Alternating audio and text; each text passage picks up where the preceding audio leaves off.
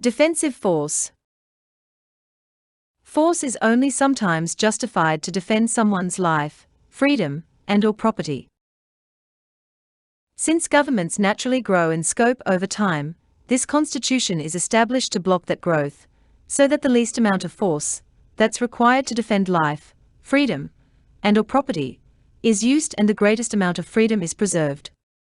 An imperfect execution of justified government action does not justify an expansion of government authority.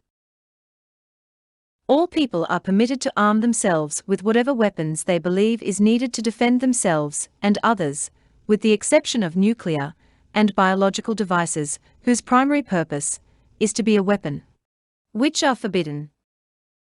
Private property owners are permitted to further restrict weapons within their boundaries for the safety of their property, but these restrictions may only be enforced through the eviction of non-compliant people from their property. The manufacturing, dealing, and/or trading of arms and weapons are permitted as long as the arms and weapons are legal in Freedom Haven, and the process does not put anyone else's life, freedom, and/or property in serious danger. Someone simply having a weapon is, by itself, not enough to constitute a threat against life, freedom, and/or property.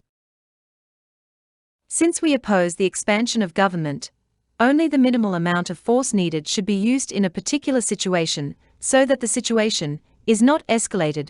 This requires self-restraint when using force. While it is good to be honest with your feelings, we should aspire to be full of love and compassion.